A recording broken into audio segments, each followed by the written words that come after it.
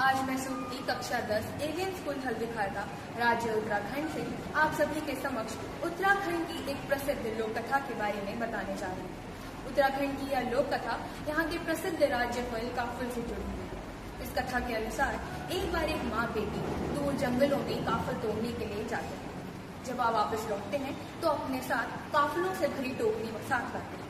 जब माँ वापस लौटती है तो वह देखती है कि गायों के लिए तो चारा खत्म हो चुका है। इसके बाद वह एक पल के लिए सोचती है कि क्यों ना अपनी बेटी को जंगल घास काटने के लिए भेज दे, किंतु उसकी बेटी भी तो दिन भर के कार्य से थकी हुई थी। इसीलिए वह निर्णय लेती है कि वह स्वयं ही जंगल जाकर घास काट कर लाए। वह अपनी बेटी को कहकर जाती है कि मेरी अनुपस्थिति में इनमें से एक भी दाना कम नहीं होना चाहिए, इनकी देखभाली करना। बेटी भी एक सैनिक की तरह उन काफलों का ध्यान रखती है और एक तिनका तक उनसे नहीं खाती है। देखभाली करते करते वहीं पर उसकी आंख लग जाती है और बेटी सो जाती है। माँ जब जंगल से वापस लौटती है तो वह देखती है कि बेटी तो उन्हीं टोकरियों के सामने सो गई है। जिसके बाद उनकी नजर उस टोकरी पर जाती है जिसमें काफल कम हो चुके थे। माँ को शक होता है कि कहीं बेटी ने इन्हें खा तो नहीं लिया।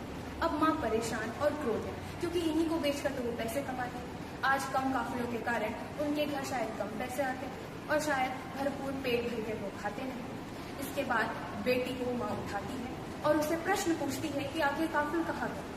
बेटी बताने का प्रयास करती है कि उसे यह काफिल नहीं पाए, लेकिन कहते हैं ना कि क्रोध आदमी को अंधा कर देता है। वैसे ही माँ के साथ भी हुआ। माँ बेटी की एक नहीं सुनती है और उसे बहुत बेरहमी से पीटती है। वो इतना पीटती है कि बेटी उसकी अधमरी हो जाती है। जिसके बाद एक चटाक और पड़ने पर बेटी पूर्णतः अपना दम तोड़ देती है। माँ को बहुत समय बाद अपनी गलती का पछतावा होता है और वह रो रो कर अपना बुरा हाल कर देती है। वह पूरे दिन भर अपनी बेटी की लाश के सामने पड़ी रही। इसके बाद वापस दिन ढलता है और भोर होती है। जिसके बाद वह देखती है कि वह टोकरी जिसमें काफल रखे हुए थे वह पुनः भर चुकी है। माँ को एहसास होता है कि शायद गर्मी की तेज धूप के कारण यह काफल सिकुड़ गए हैं और ठंड पड़ते ही यह वापस अपने पुनः रूप में आ गए। इसके बाद माँ को जब अपनी गलती का एहसास होता है तो वह पछतावे के सागर में डूबते हैं और इसी कारण माँ भी पत्थर पर अपना सर फोड़कर अपने को मृत्यु को प्राप्त कर लेती है।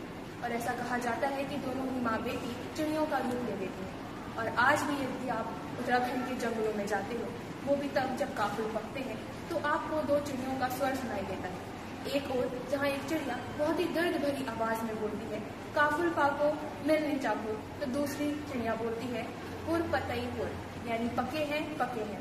अतः इस कहानी से हमें यह शिक्षा मिलती है कि क्रोध में लिया गया कोई भी निर्णय सफल नहीं रहता।